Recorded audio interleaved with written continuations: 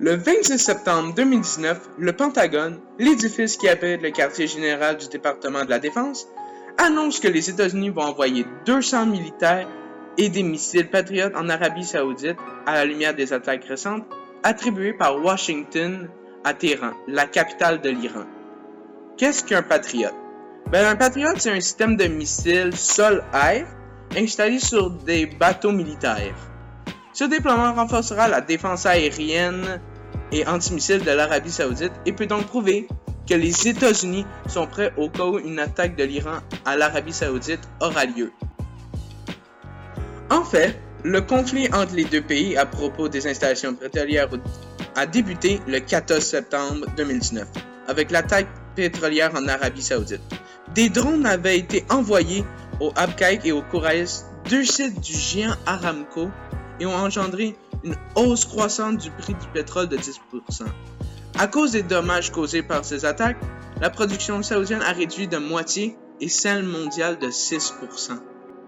Le coupable est encore à ce jour inconnu, mais le Yémen, ou plus précisément les rebelles yéménites Houthis, ont déclaré qu'ils étaient les responsables. Il est cru que la raison pour laquelle ils ont publiquement revendiqué leur action était pour qu'on leur donne plus d'importance, de prestige et pour qu'on les considère comme des vrais combattants. Pourtant, à la suite de nombreuses recherches, il a été prouvé que l'angle d'attaque ne provenait non pas du sud, donc du Yémen, mais bien du nord où se situent l'Iran et l'Irak. Plusieurs pensent notamment que les bombes ont été initiées par des radicaux iraniens, ou bien, comme ils s'appellent eux-mêmes, les gardiens de la révolution.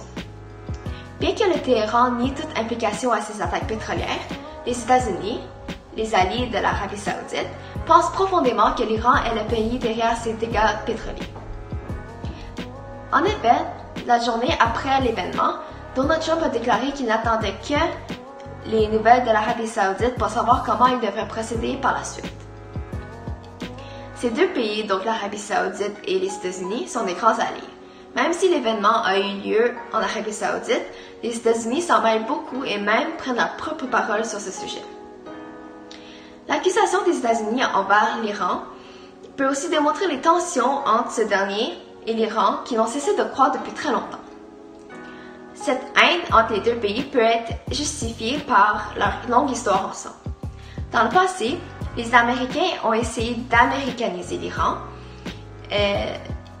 qui est un pays plus religieux et conservateur. Par exemple, plusieurs Iraniens étaient en désaccord avec le port des pantalons des femmes, qui est une idée qui a été amenée par les Américains.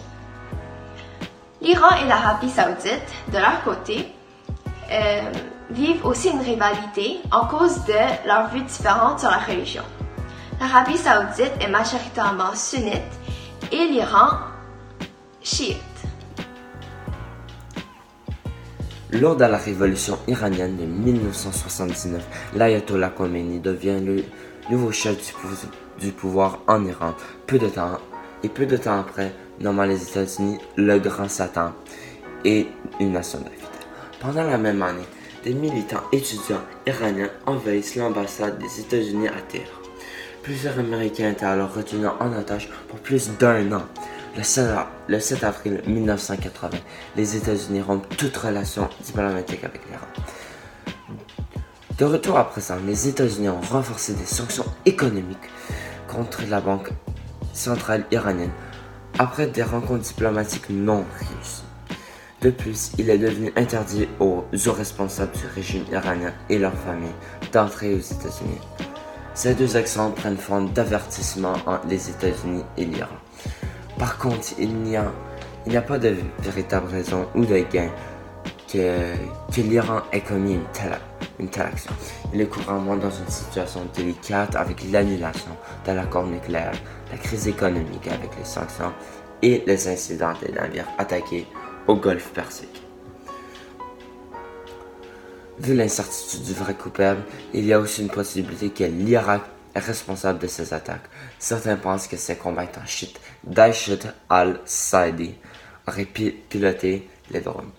Bref, cette attaque sur les installations pétrolières en Arabie Saoudite a ajouté un peu de l'huile au feu qui ne cesse de croître entre les États-Unis et l'Iran. Personne ne sait ce qui en résultera ou si un conflit s'éclatera enfin.